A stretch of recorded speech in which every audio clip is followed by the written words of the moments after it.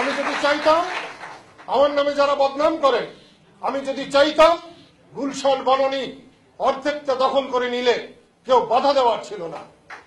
আমি যদি চাইতাম মতিঝিল দখল করে নিলে কেউ কথা বলবার ছিল না। কিন্তু আমি তা চাই নাই। আমি দেশের মানুষের সেবক হতে চেয়েছি, আজকেও আমি দেশের মানুষের সেবক হতে চাই।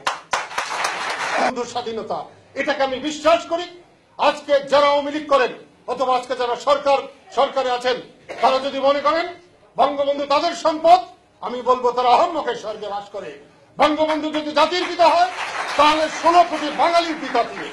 বঙ্গবন্ধু যদি বঙ্গবন্ধু হন তাহলে বাংলায় যত মানুষ আছে তাদের সকলের বন্ধু তিনি। তাই আমাদের কথাও শুনতে হবে।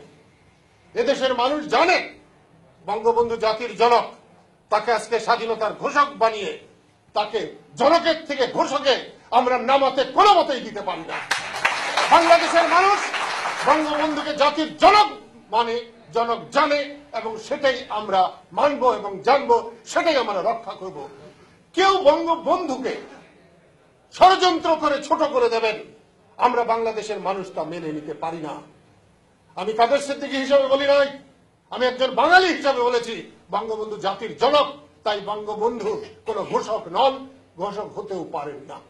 একটু আগে আমাদের জিয়াউর রহমানের ঘোষণায় বঙ্গবন্ধুর স্বাধীনতার ঘোষণা পাঠ করাতেই জিয়াউর রহমানের যে নাম হওয়ার কথা সেটা জিয়াউর রহমান আপনি হবে। সেদিন গফফর চৌধুরী লিখেছেন যে আমি একটি যেটা সমাধান হওয়া জিনিস সেটাকে আমি বিতর্কিত করেছি। বিতর্কিত তো আপনারাই করেছেন। বঙ্গবন্ধু জাতির পিতা, এটা সবাই জানে। আজকে তাকে জাতির ঘোষক বানালে, স্বাধীনতার ঘোষক বানালে নানা রকমের প্রশ্ন হবে। এদেশের মানুষ মানতে চাইবে না। কেন আপনারা বঙ্গবন্ধুকে স্বাধীনতার ঘোষকের কথা বলে তাকে বিতর্কিত করছেন, তার সম্মান হানি করছেন? আপনাদের বিদ্যা বুদ্ধি না থাকতে পারে, যাদের জ্ঞান বুদ্ধি আছে তাদের কাছে নিয়ে বসুন, বসে বিচার করুন, তারপরে ঠিক করুন পিতা বড় না পুত্র বড়, ঠিক করেন।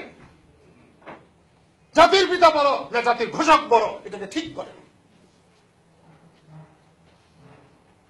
ক্ষমতায় এসেছেন 10 টাকা সের চাল খাওয়াবেন বলে, আজকে 50 টাকা সের চাল খাওয়াচ্ছেন। আপনাদের হিসাব নয় 50 টাকা বেশি না 10 টাকা বেশি। তারপরেও কথা বলেন। আমরাও কথা বলি নাই? একবার ইলেকশনের আগে বলে দেখতেন যে আমরা 10 টাকা সের চাল দেব না, দিতে পারবো না, 50 টাকা সের খাওয়াবো, কটা ভোট পেতেন হিসাব করে দেখতেন সেদিন। মানুষের সঙ্গে প্রতারণা করতে করতে করতে করতে সমস্ত বাঙালি জাতিকে আজকে একটা প্রতারকের জাতিতে পরিণত করে ফেলেছে এই সমস্ত প্রতারকেরা। মিথ্যা মিথ্যা মিথ্যায় দেখে দিয়েছে সমস্ত দেশ। আমরা সত্যকে খুঁজে আজকে পাচ্ছি না। সেই জন্য এখান থেকে মুক্তি পাওয়ার জন্য কৃষক শ্রমিক জনতা লীগ করেছিলাম। ক্ষমতায় যাওয়ার জন্য দল করি নাই। মহিলা পররাষ্ট্রমন্ত্রী মহিলা, কৃষি মন্ত্রী মহিলা, তারপরে মহিলার সম্মান নাই। আমাদেরকে কিছুই করার নেই। মিথ্যা মিথ্যা আর মিথ্যাকেই আমরা পুঁজি করে চলবো, নাকি এর বিরুদ্ধে রুখে দাঁড়াতে হবে? আমরা পাকিস্তান হানাদার বাহিনীর বিরুদ্ধে যখন রুখে দাঁড়িয়েছিলাম এবং তাদেরকে যখন পরাজিত করেছিলাম, তখন আমাদের শক্তি সামর্থ্য এর চেয়ে কম ছিল, কিন্তু আমাদের সেদিন ঈমান ছিল, আমাদের হীনমন্যতা ছিল না। আজকে কেন জানি না বাড়ি গাড়ি হওয়ায়, বড় বড় সুন্দর সুন্দর গাড়ি হওয়ায় আমাদের হীনমন্যতা দূরে। তাকে পিতাই বলেছি, আমার পিতাকে আমি কোনোদিন ঘোষক বানাতে চাই নাই, আমি বানাতে পারবো না। বঙ্গবন্ধুর ওই উচ্চতা থেকে আমি পায়ের নিচে বঙ্গবন্ধুকে নামাতে পারবো না। এবং আমি কাদের সেদিকে যতদিন বেঁচে থাকবো বঙ্গবন্ধু জাতির পিতাই থাকবেন, বঙ্গবন্ধুকে জাতির ঘোষক বানাতে দেব না। স্কুলের হেডমাস্টার স্কুল চালায়, দপ্তরি বেল বাজায়, বঙ্গবন্ধুকে দপ্তরি বানাতে দিতে রাজি না। জিনিসটা খেয়াল রাখবেন।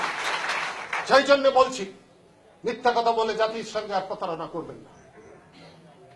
সত্য কথা বলেছেন জেনারেল ইব্রাহিম, আগামী 3, 4, 5 বছর পরে গ্যাসের সমস্যা, বিদ্যুতের সমস্যা পুরে ছাড় হয়ে যাবে, কোনো চিন্তা নাই। যার যখন আগলা পয়সা পেতে পারে বিদেশ থেকে সাহায্য নিয়ে, সেখান থেকে ভাগ নেওয়ার জন্য প্রত্যেকেই লালায়িত। কেউ জাতির কথা চিন্তা করছেন না।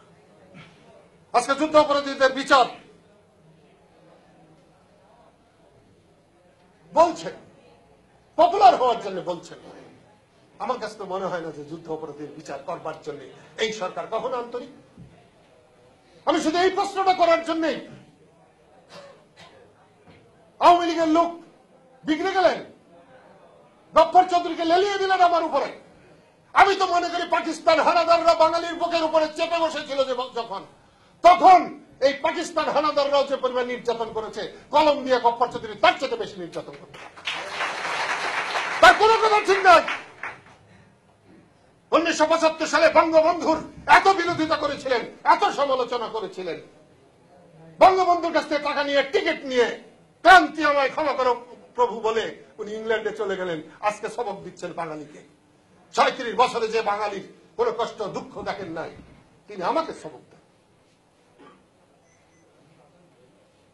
আজকে সেই জন্য বলছি, আমি বললে পরে হয় যুদ্ধাপরাধীদের বিচার ত্বরান্বিত হোক, আমি সন্দেহ প্রকাশ যদি করি তাহলে সেটা হয় অপরাধ।